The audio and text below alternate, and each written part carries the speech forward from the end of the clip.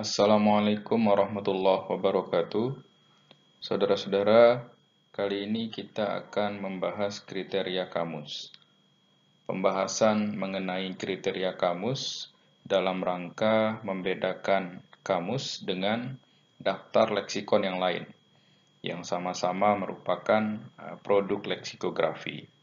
Oleh karena itu, hal-hal yang bersangkutan dengan kriteria kamus patut saudara-saudara catat dalam rangka membantu saudara-saudara dalam menyusun kamus ke depannya. Saudara-saudara, perlu disampaikan bahwa kamus yang menjadi acuan pembahasan kita pada kesempatan kali ini adalah Kamus Besar Bahasa Indonesia edisi kelima. Oleh karena itu, sambil menyimak materi, saudara-saudara diharapkan membuka KBBI 5 tersebut. Baiklah, mari kita lanjutkan dengan mengawali pembahasan terkait sekilas tentang kamus. Kata kamus diserap dari bahasa Arab yaitu komus dengan bentuk jamaknya koamis, dan kata ini berasal dari bahasa Yunani okeanos yang bermakna lautan.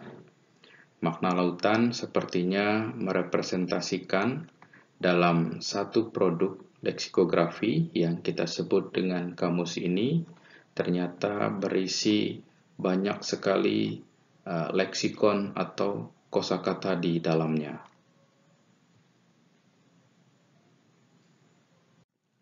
Saudara-saudara, pada dasarnya ada banyak hal yang bisa kita cari atau kita dapatkan di dalam kamus.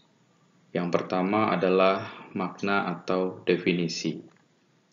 Ketika kita mendapatkan atau mendengar istilah baru yang tidak kita ketahui maknanya, tentu kamus akan menjadi solusi utama yang akan menyajikan makna dari kata yang kita tidak tahu maknanya tersebut.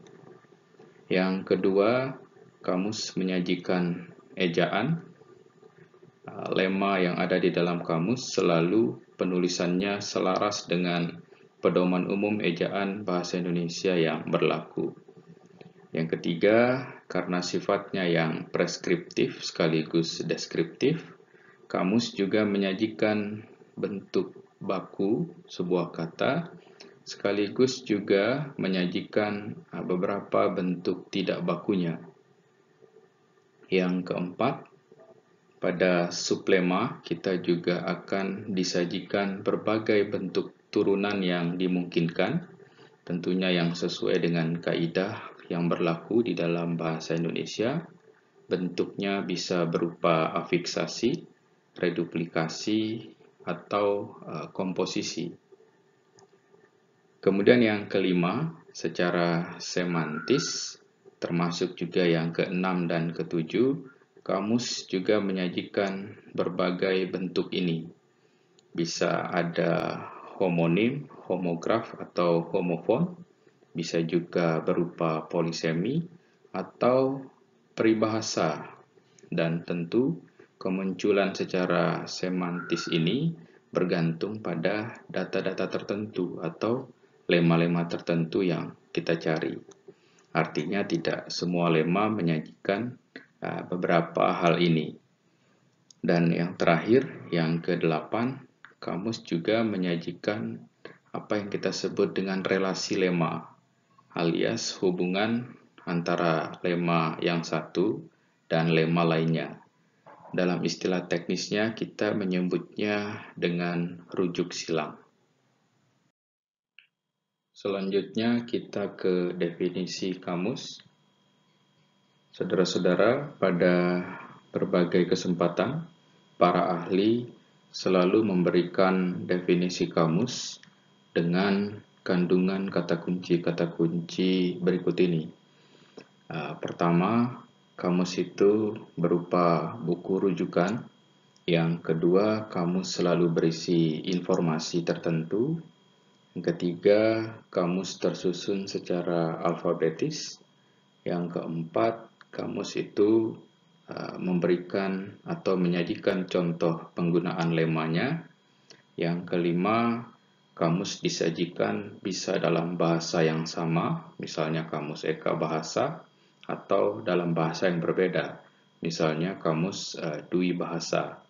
Dan yang keenam, kamus merupakan kumpulan pengetahuan manusia yang terrepresentasi dalam bahasa.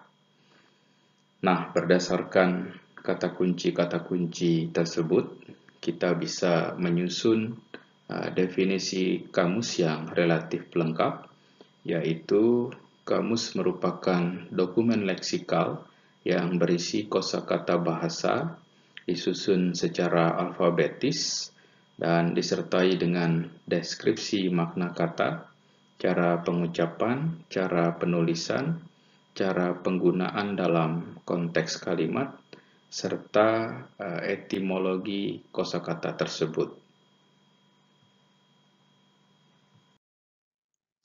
Berikutnya perlu disampaikan juga beberapa aspek pembeda kamus dengan daftar leksikon yang lain, misalnya thesaurus, glosarium, atau ensiklopedia.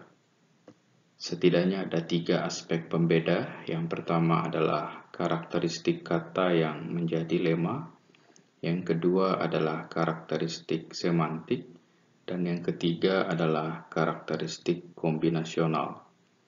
Karakteristik yang pertama maksudnya adalah kata yang menjadi lema dalam kamus pasti akan disertai bagaimana bentuk bakunya, bagaimana penulisannya menurut ejaan yang berlaku, bisa juga ditampilkan cara pengucapannya, serta pilihan-pilihan bentuk turunan yang disajikan di sublema.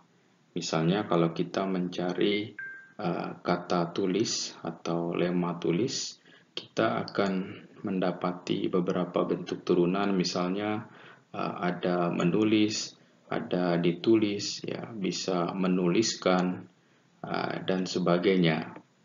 Nah, karakteristik inilah yang hanya ada di dalam kamus dan tidak kita temukan di dalam daftar leksikon yang lain. Selanjutnya, karakteristik semantik berkaitan dengan makna yang dimunculkan dari sebuah lema. Selain makna atau definisi lema itu secara langsung, kita juga disajikan beberapa aspek semantis yang lain, misalnya sinonimi, bisa juga homonimi, kemudian polisemi, serta peribahasa jika itu dimungkinkan dalam lema-lema tertentu. Kemudian yang ketiga, yaitu karakteristik kombinasional. Karakteristik ini berkaitan dengan cara kata tertentu bergabung dengan kata yang lain, misalnya dalam pilihan bentuk turunan kata majemuk atau komposisi, atau yang di kelompok semantik dalam bentuk polisemi. Nah, 3 aspek pembeda ini perlu dicatat dengan baik agar kamus yang akan disusun tidak persis sama dengan beberapa daftar leksikon yang lain. Saudara-saudara, selain hal yang sudah dibahas pada salindia sebelumnya, kita juga perlu tahu perihal lema, leksem, dan kata dasar.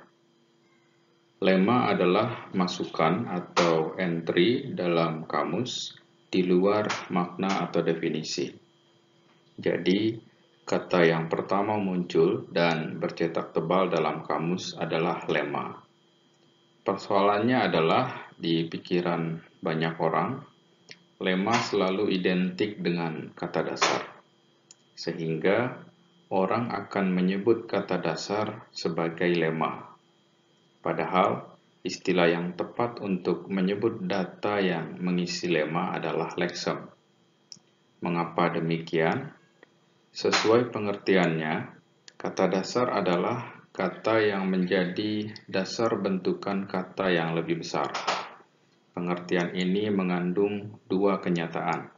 Pertama, kata dasar adalah kata yang biasa kita kenal dengan kata yang belum dikenai oleh proses afiksasi, reduplikasi, atau komposisi.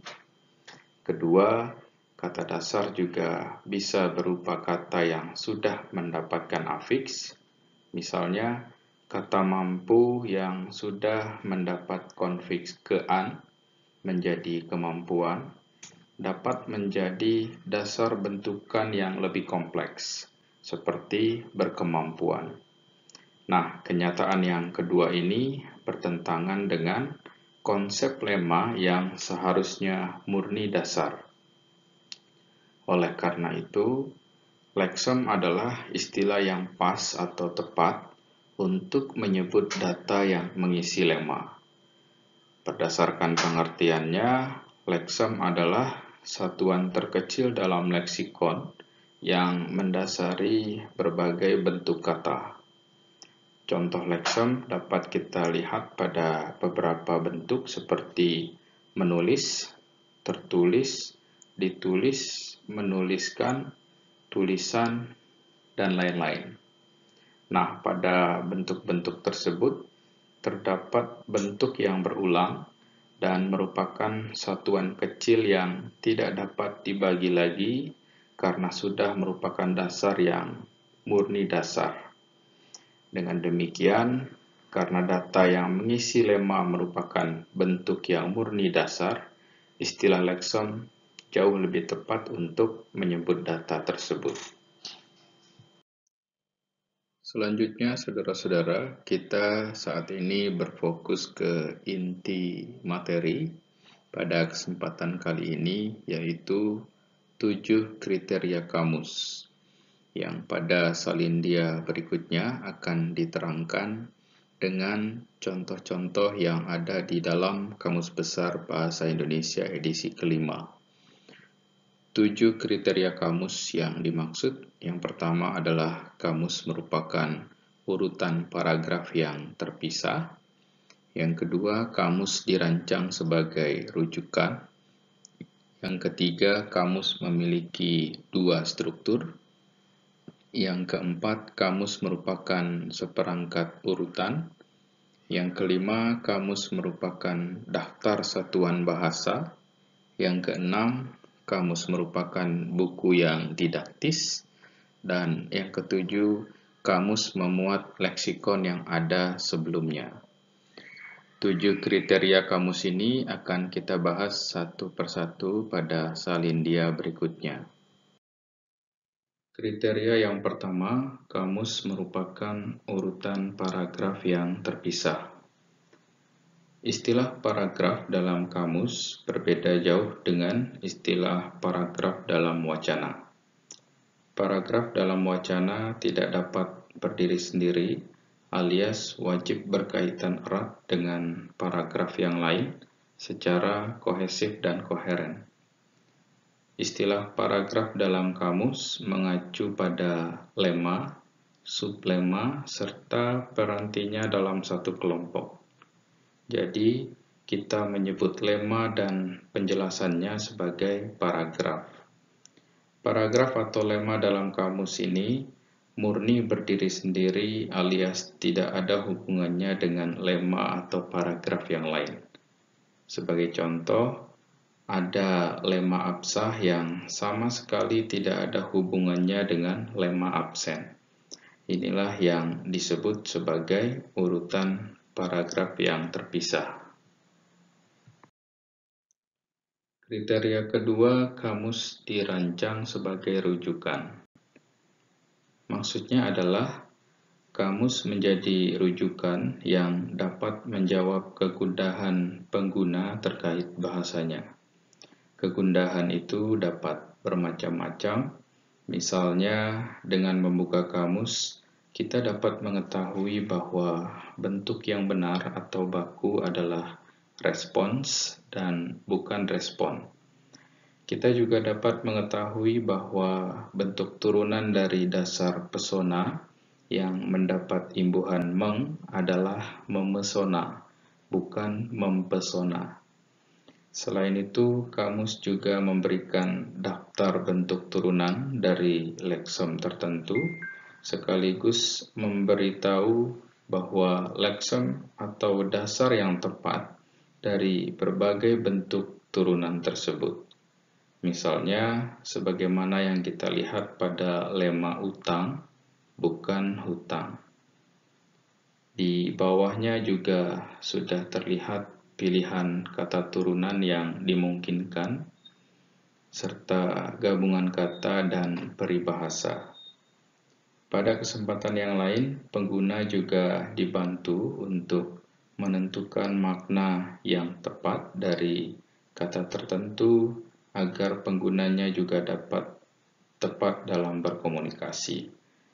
Misalnya kata seronok dan acuh yang umumnya makna yang digunakan berkebalikan dengan makna aslinya dalam komunikasi. Nah, dengan melihat kamus, kita dapat mengetahui dan menggunakan kata tersebut dengan benar. Oleh karena itu, itulah yang dimaksud dengan kamus dirancang sebagai rujukan bagi penggunanya. Kriteria ketiga, kamus memiliki dua struktur. Dua struktur itu adalah makrostruktur dan mikrostruktur. Yang disebut makrostruktur dalam kamus adalah lema serta sublemanya. Lema dan sublema tersebut disusun secara alfabetis agar tersistem mana yang lebih dahulu dan mana yang kemudian. Makrostruktur merupakan struktur inti kamus dan wajib ada di dalam kamus. Selanjutnya, mikrostruktur merupakan informasi yang disajikan pada lema dan sublema. Mikrostruktur ini bergantung pada jenis kamus yang dihasilkan. Misalnya pada kamus monolingual seperti KBBI 5, mikrostrukturnya adalah apa-apa yang sudah dijelaskan pada salindia sebelumnya, seperti ejaan, kebakuan, pelafalan, penggunaan dalam kalimat, dan lain-lain. Pada kamus istilah, misalnya, mikrostrukturnya hanya terbatas pada definisi istilah sesuai dengan konsep bidang ilmu tertentu. Pada kamus bilingual, misalnya, mikrostrukturnya berupa padanan atau terjemahan bahasa sumber beserta contoh penggunaannya dalam konteks kalimat. Nah, selanjutnya perlu juga diketahui bahwa sedikit banyaknya informasi yang dimuat dalam mikrostruktur tidak hanya disebabkan oleh jenis kamus yang dihasilkan, sebagaimana penjelasan tadi, tetapi juga disebabkan oleh lemanya. Misalnya, kita bisa melihat perbedaan mikrostruktur yang signifikan pada salindia ini antara lema utang dan lema kampus. Lema utang dipenuhi banyak informasi, sedangkan lema kampus hanya disertai mikrostruktur kelas kata dan maknanya. Kriteria keempat, kamus merupakan seperangkat urutan. Urutan yang dimaksud tentu urutan alfabetis atau menurut abjad. Sistem alfabetis merupakan cara yang paling umum digunakan dalam penyusunan lema dan sublema kamus. Patokannya dengan melihat huruf awal, kemudian huruf kedua dan seterusnya dari lema maupun sublema. Ada beberapa alasan urutan alfabetis digunakan dalam kamus. Pertama, urutan ini sudah umum dimengerti oleh khalayak pengguna. Kedua, jika ada data yang ingin diganti, ditambah, atau dikurangi misalnya, penyusun kamus akan dengan gampang menempatkan data tersebut sesuai dengan posisinya. Ketiga, urutan alfabetis tentu akan memudahkan pengguna dalam mencari data yang diinginkan. Selanjutnya, urutan alfabetis ini tidak hanya berlaku bagi lema yang terdiri atas satu unsur, tetapi juga untuk lema yang terdiri atas dua unsur atau lebih. Penentuannya juga tetap sama, yaitu memperhatikan urutan abjad dari awal sampai dengan akhir. Misalnya, pada Salindia kita bisa melihat urutan alfabetis yang tersusun baik dari lema utang. Kita lihat di kelompok kata turunan tersusun berutang sebagai sublema pertama yang diawali oleh huruf B, kemudian yang kedua keberutangan yang diawali oleh huruf K. Selanjutnya ada memperutangi, kemudian memperutangkan. Tentu memperutangi lebih dahulu karena unsur memperutang sama, yang membedakan adalah huruf I kemudian dan K kemudian, yang kita tahu bersama bahwa huruf I itu lebih awal daripada huruf K dalam susunan yang alfabetis. Begitu pula pada gabungan kata, secara sekilas kita bisa melihat bahwa utang budi itu lebih awal dibandingkan dengan utang dagang, karena kata kedua atau unsur kedua diawali oleh huruf B pada utang budi, sedangkan pada gabungan kata yang kedua unsur keduanya diawali oleh huruf D. Begitu pula kalau kita melihat data-data yang ada di peribahasa, jika dilihat dengan teliti atau cermat, urutan alfabetis juga terimplementasi dengan baik. Kriteria kelima, kamus merupakan daftar satuan bahasa. Satuan bahasa yang dimaksud di sini adalah satuan bahasa yang memiliki makna sekaligus acuan. Nama diri misalnya berupa nama orang tertentu hanya memiliki acuan berupa individu yang memiliki nama tersebut, tetapi tidak memiliki makna. Oleh karena itu, nama diri jenis ini tidak akan ditemukan di dalam kamus. Satuan bahasa yang masih beririsan dengan nama diri dalam kamus adalah nama badan atau lembaga yang beracuan sekaligus memiliki deskripsi sebagai maknanya. Dengan demikian, bentuk-bentuk seperti TNI, Bulog, Cakrabirawa, dan BUMN akan ada di dalam kamus. Nama diri yang sudah terleksikalisasi seperti mujair juga tergolong memiliki acuan dan makna sekaligus. Dengan demikian, mujair yang awalnya nama orang, kemudian terleksikalisasi menjadi kata yang mengacu ke ikan, akan terdapat dalam kamus karena merupakan satuan bahasa. Selanjutnya, kriteria keenam, kamus merupakan buku yang didaktis. Maksudnya adalah kamus dapat membantu memberikan pencerahan kepada penggunanya dalam ketepatan penggunaan kata sebagaimana kasus acuh dan seronok pada Salindia sebelumnya. Pada Salindia ini diberikan contoh antara stek dan cangkok, kegiatan yang mengacu pada kegiatan menanam pohon dengan jalan memotong batang yang akan ditanam lebih condong diwakili oleh lema stek daripada cangkok. Namun, orang lebih memilih cangkok untuk menyebut kegiatan yang dimaksud. Padahal cangkok lebih ke fokus benda atau sesuatunya. Oleh karena itu, kamus dapat membantu mendidik penggunanya untuk memilih kata yang sesuai dalam kegiatan berkomunikasi.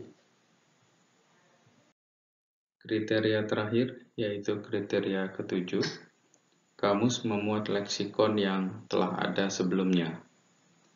Kamus tidak hanya memuat leksikon umum atau jamak digunakan pada masa sekarang ini, tetapi juga memuat kosakata yang tidak lazim di masa sekarang, alias jamak digunakan di zaman dahulu. Selain itu, kamus juga memuat kata-kata Melayu klasik yang ditandai dengan label KL atau klasik. Dalam pada itu, kata yang tidak lazim ditandai dengan label ARK atau arkais. Contoh kata yang arkais seperti bandarsah, gadamala, dan intikat yang maknanya bisa dilihat langsung di Salindia, sedangkan contoh kata yang berlabel klasik seperti jana-bijana, cintamani, dan bahadur. Baiklah saudara-saudara, berdasarkan uraian yang telah dibahas pada Salindia sebelumnya, 7 kriteria kamus dapat kita simpulkan atau rangkum menjadi 3 kriteria utama. Yang pertama adalah kriteria formal, berupa struktur yang terdiri atas makrostruktur dan mikrostruktur yang harus ada di dalam kamus, terlepas dari bentuknya berupa buku atau elektronik secara fisik.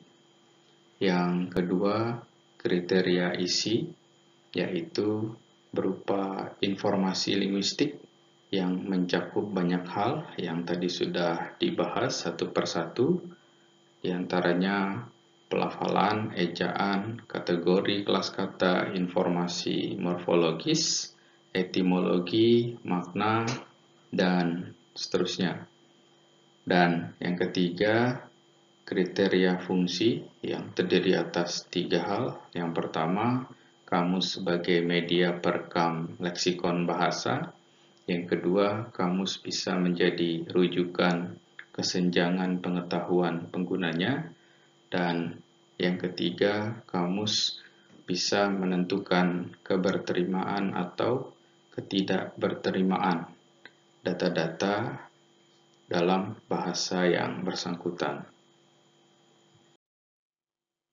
Terakhir, hal-hal yang harus saudara lakukan setelah menyimak materi pada sesi ini ada 2 hal. Pertama, mengerjakan tugas. Tugasnya adalah silakan buka dan pelajari petunjuk penggunaan Kamus Besar Bahasa Indonesia edisi kelima, baik daring maupun luring. Kemudian buatlah uraian tentang kriteria kamus berdasarkan hasil penyimakan saudara terhadap petunjuk penggunaan Kamus Besar Bahasa Indonesia edisi kelima. Uraian mengenai kriteria ini silakan dirangkum maksimal 3 halaman, jenis huruf kalibri ukuran 12, ukuran kertas A4 spasi 1,5, dan format wajib PDF. Kemudian selain itu, saudara-saudara diwajibkan mengikuti kuis evaluasi sampai tuntas. Demikian materi kali ini. Mohon maaf jika ada hal-hal yang kurang berkenan. Assalamualaikum warahmatullahi wabarakatuh.